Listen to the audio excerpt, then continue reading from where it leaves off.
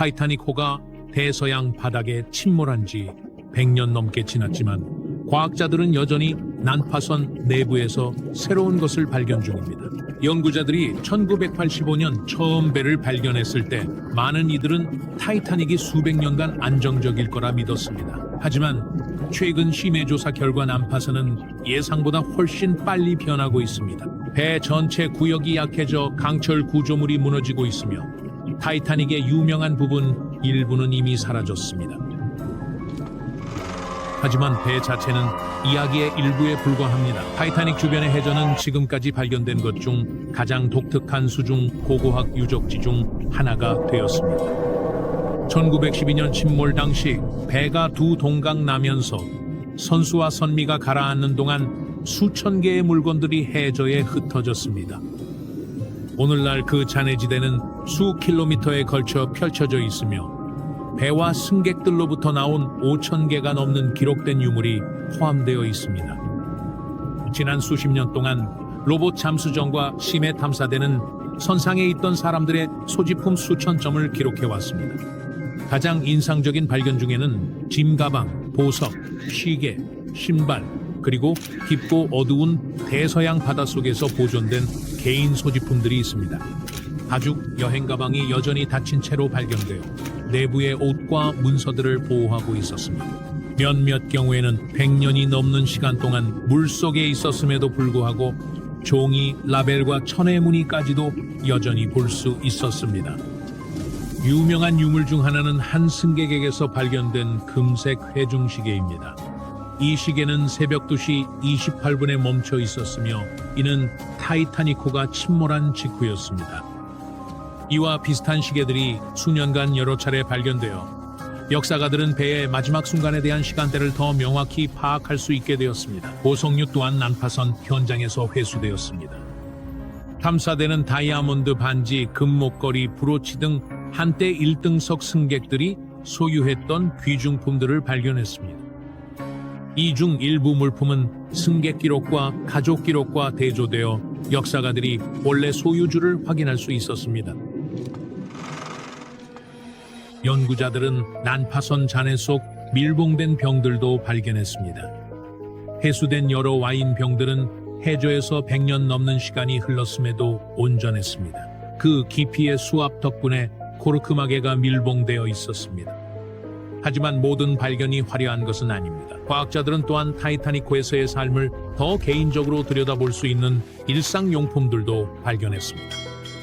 이에는 면도도구 세트, 향수병, 안경, 빗, 신발, 심지어 개봉되지 않은 통조림 식품까지 포함됩니다. 많은 곳에서 유기물은 분해되었지만 물건들 자체는 해저에 그대로 남아 있었습니다.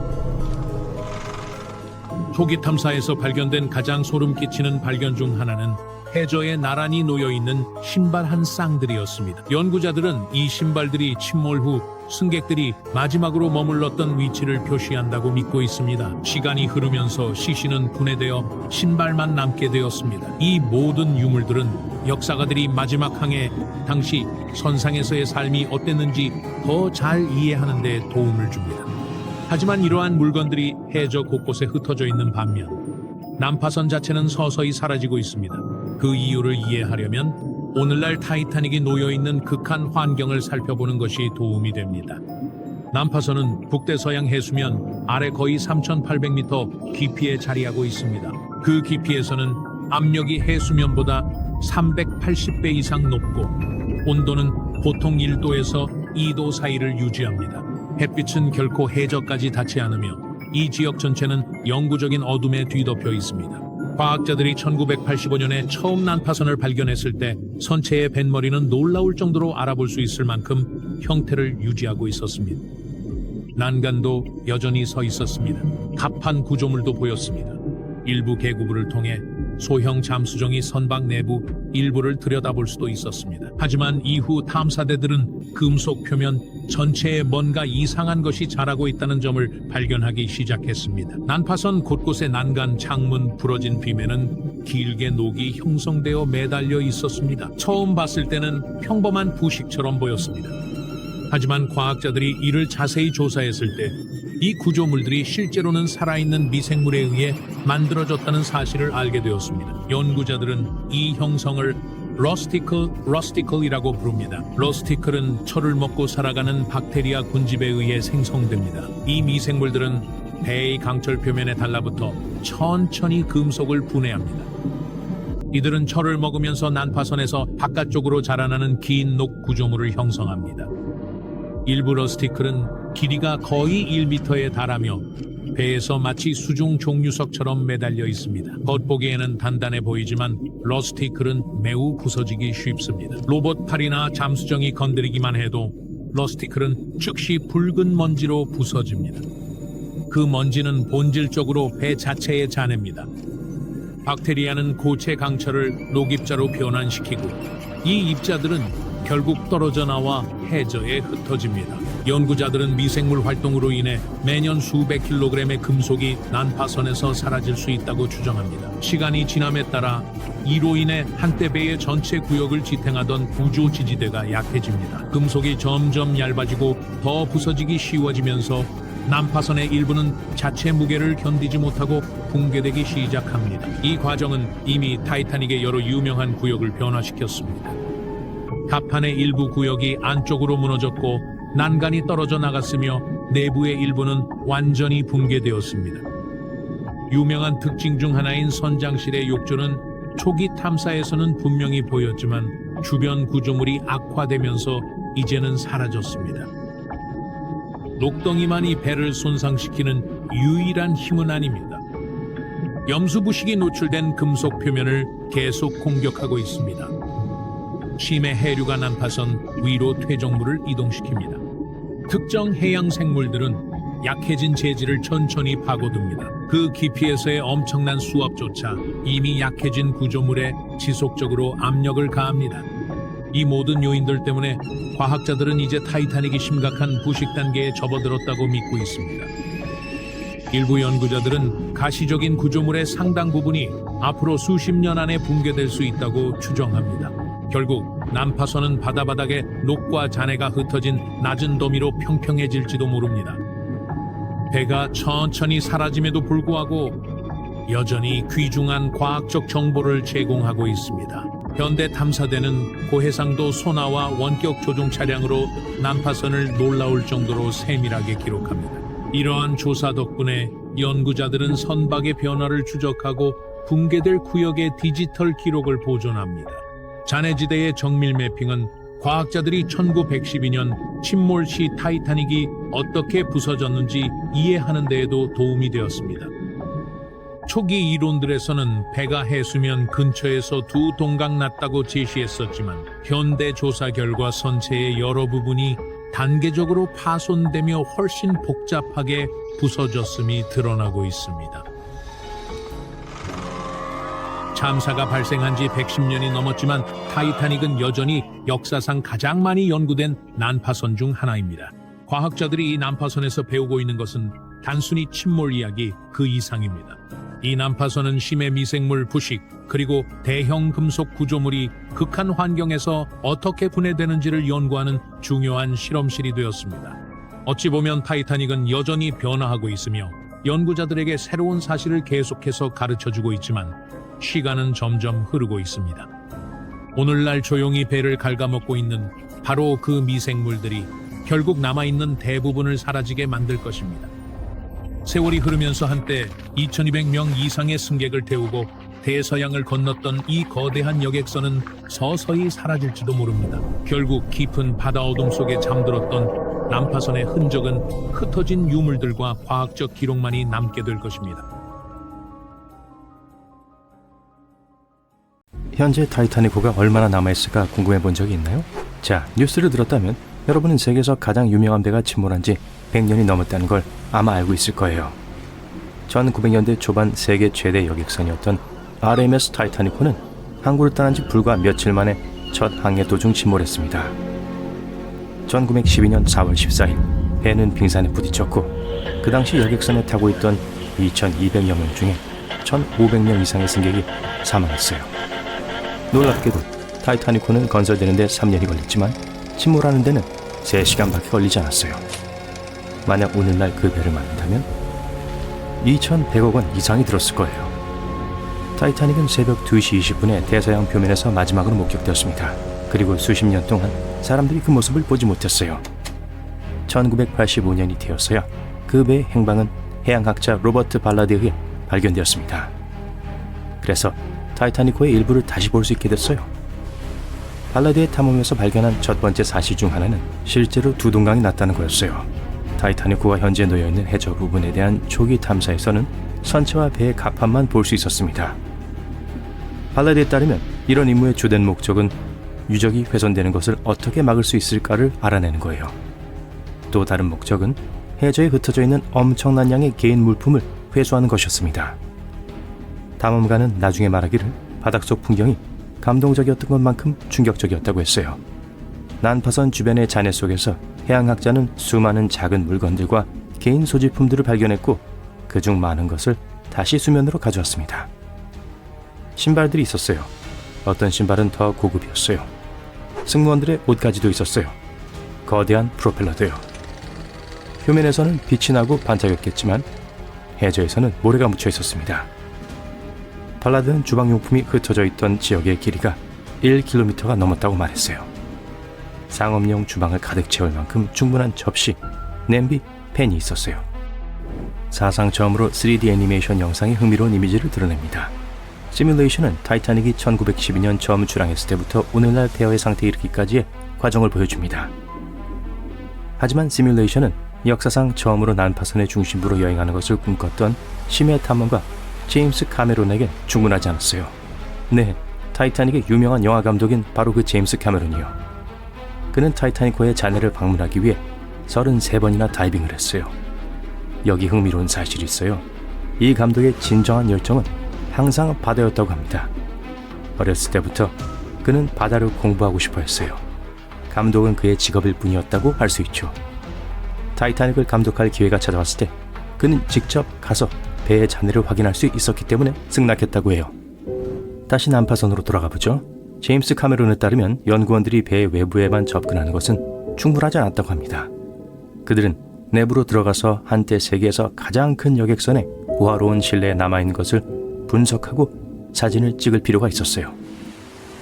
카메론은 카메라가 장착된 혁신적인 로봇 차량을 조정했습니다.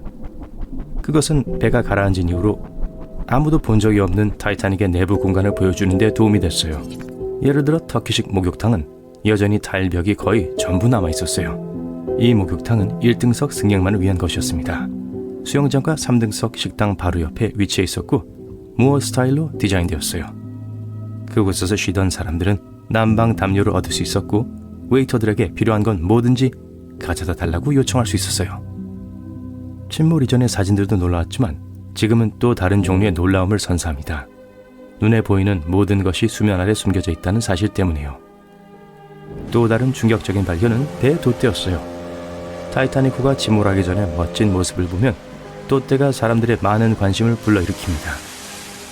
거대한 선박의 뱃머리에 위치한 돛대는 무선 전신 시스템인 마르코니 시스템을 위한 전송 케이블을 고정하고 있었어요.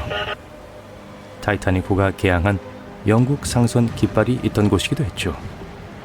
그 돛대는 높이가 30m가 조금 넘었고 망대가 있었어요.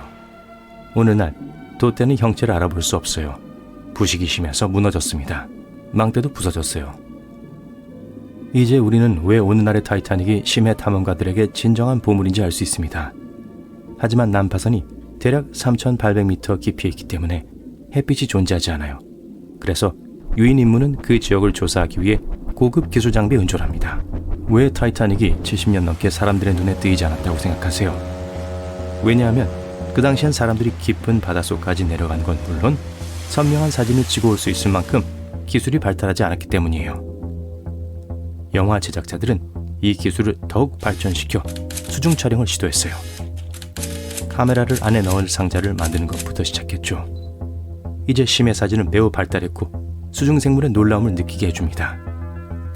물론 바다 밑에서 사진을 찍는 것은 쉬운 일이 아니에요. 우선 그 엄청난 수중 압력을 견디기 위해서 잠수함은 28cm 이상의 정말 강하고 두꺼운 벽이 필요해요. 게다가 탐험가들은 주변에 빛이 거의 없을 때 어떻게 사진을 찍어야 하는지 이해할 필요가 있습니다. 타이타닉호의 기록을 더욱 어렵게 만든 또 한 가지가 있었어요. 과학자들에 의해 재발견되었을 때 배의 잔해는 좋은 사진을 찍기 훨씬 더 어렵게 만든 빨간색의 녹슨 박테리아로 덮여 있었습니다. 공교롭게도 빨간색은 물속에서 잘 반사되지 않아서 사진 작가들에게 불행한 일이었어요. 이런 이유로 잔해를 둘러보기 위해 내려가는 유인 탐사선에는 강력한 조명 장치가 장착되어 있어요.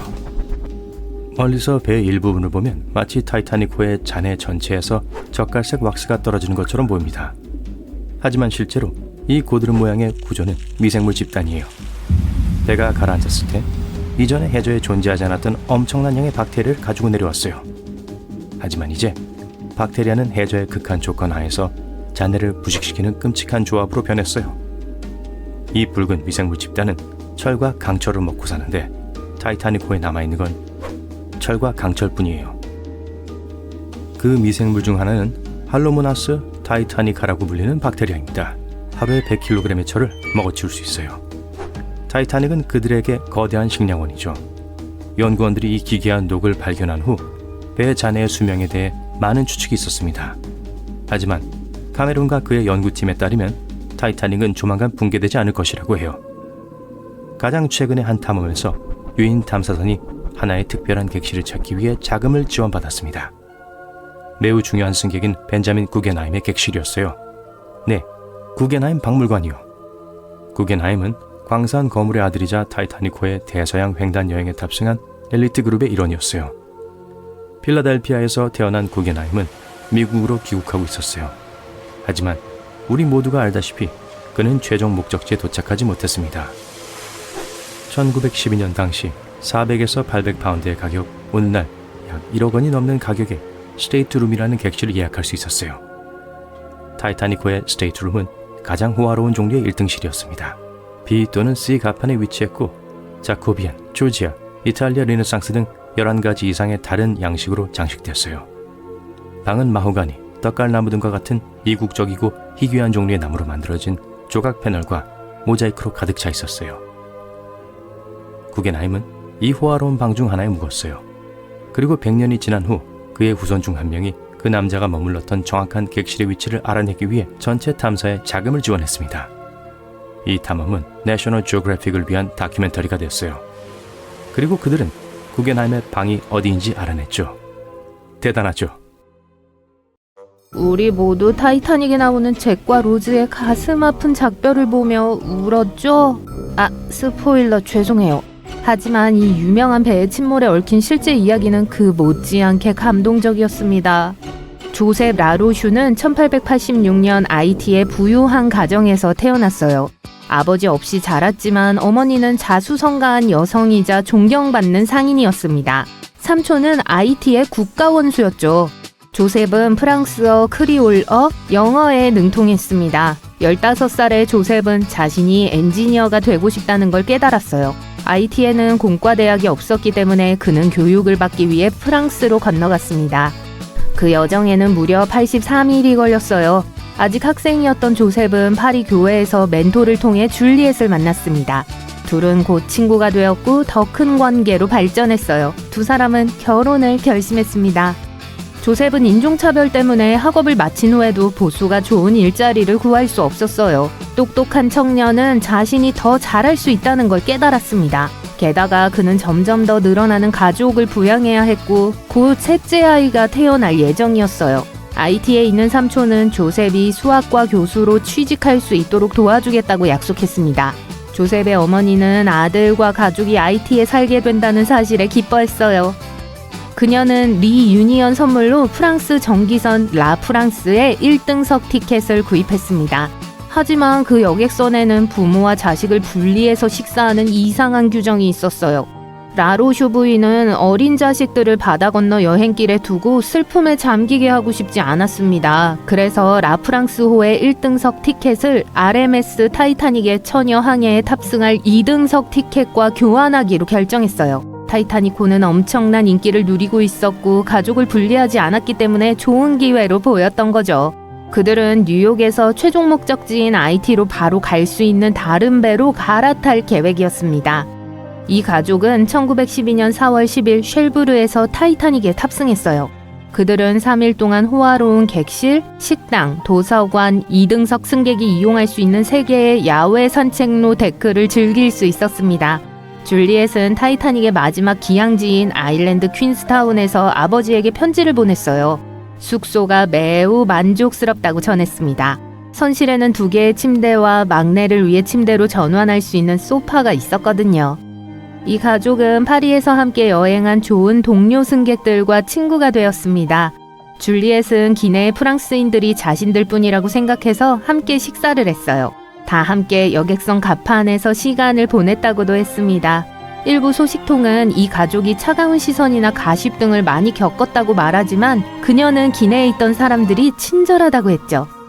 4월 14일 밤 흥미진진한 여정이 갑작스럽게 끝났습니다. 타이타닉의 무선 통신사들이 인근 선박으로부터 유빙에 대한 경고를 받았음에도 불구하고 배는 전속력으로 계속 전진했어요.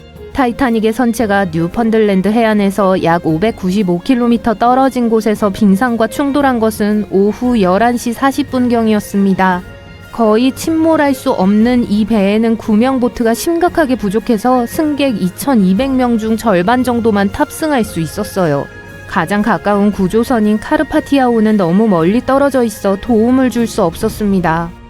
줄리엣이 나중에 회상한 내용으로는 한 승무원이 라로슈 가족을 깨워 구명보트로 데려갔습니다.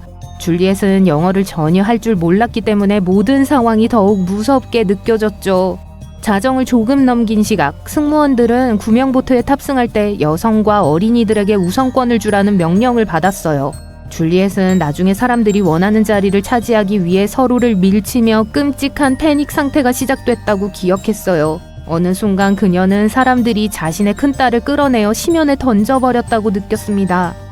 잠시 후 그녀는 같은 공허 속에서 딸과 다시 만났어요. 이제 임신한 줄리엣과 2 딸은 14번 구명보트에 자리를 잡았지만 보트가 바다로 내려가는 동안 조셉과 작별 인사를 해야 했어요. 조셉은 줄리엣에게 코트가 필요할 거라며 자신의 코트로 감싸주었고 다른 구명보트를 타고 뉴욕에서 줄리엣과 아이들을 다시 만나기로 약속했습니다. 하지만 25살의 조셉 라로슈는 그 약속을 지키지 못했어요. 몇 시간 만에 타이타닉은 물속으로 가라앉았고 거의 1,500명의 목숨을 앗아갔습니다. 조셉도 그 중 한 명이었어요. 줄리엣과 소녀들은 몇 시간 후 쿠나드 여객선 카르파티아호에 의해 구조된 700명의 생존자에 속하게 됐어요. 뉴욕에 도착한 그들은 조셉을 다시 만날 수 있기를 바라며 수많은 인파를 헤집고 다녔습니다. 조셉을 찾을 수 없다는 것이 분명해지자 그들은 이제 무엇을 해야 할지 어디로 가야 할지 결정해야 했어요. 줄리엣은 영어도 모르고 돈도 배와 함께 사라진 후라 미국에서 3주쯤 겨우 버티다 프랑스로 돌아가는 것 외에 다른 선택의 여지가 없었습니다. 조셉의 삼촌은 더 이상 그들을 도울 수 없었어요. 타이타닉 참사 4개월 후 다른 사람들도 목숨을 잃었기 때문이죠. 1912년 12월 줄리엣은 아버지의 이름을 따서 조셉이라고 이름 붙인 아들을 낳았습니다. 남은 생애 동안 그녀는 사랑하는 남편을 잃은 슬픔을 극복하지 못했어요. 그녀는 타이타닉에서 일어난 일에 대해 이야기하는 것을 좋아하지 않았고 자녀들에게도 말하지 말라고 했습니다. 1945년 타이타닉의 한 역사협회의 한 회원이 루이스를 인터뷰했어요. 그녀는 마지막 남은 라로슈가의 아이이자 침몰 사고의 마지막 프랑스 생존자였습니다. 그리고 이 가슴 아픈 이야기가 세상에 처음 알려졌어요.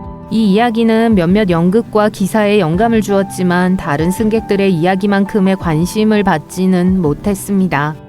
영화 타이타닉에서 노부부가 침대에 함께 누워있는 장면을 기억하실 거예요. 이 장면은 이시도르와 아이다 스트라우스에게서 영감을 받았습니다. 2 사람은 독일에서 태어나 어렸을 때 미국으로 이민을 떠났어요. 뉴욕에서 만나 5년 후 결혼했습니다. 이시도르는 형과 함께 도자기 사업을 시작했고 이 사업은 메이시스의 유리 제품 부서로 성장해서 수백만 달러의 부자가 됐어요. 이시도르와 아이다는 뉴욕에서 부와 자선 활동뿐만 아니라 서로에 대한 사랑과 헌신으로도 유명했습니다. 1912년 부부는 뉴욕의 겨울을 피해 유럽으로 떠나기로 결심했어요. 이미 결혼한 지 40년이 된 때였죠. 4월 초 부부는 뉴욕으로 돌아갈 시간이 되었습니다. 평소에는 독일의 대형 여객선을 타고 여행했지만 당시에는 새로운 호화 여객선인 RMS 타이타닉에 대한 사람들의 과대 광고를 거부할 수 없었어요.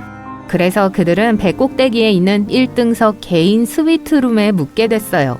스트라우스 부부는 화려한 가구와 값비싼 목재 판넬로 가득 찬 홀에서 라이브 오케스트라 앞에 앉아 저녁 식사를 하며 시간을 보냈습니다. 4월 14일 밤 그들은 약간의 떨림을 느낀 후 개인 스위트룸을 나와 승무원의 지시를 기다렸어요.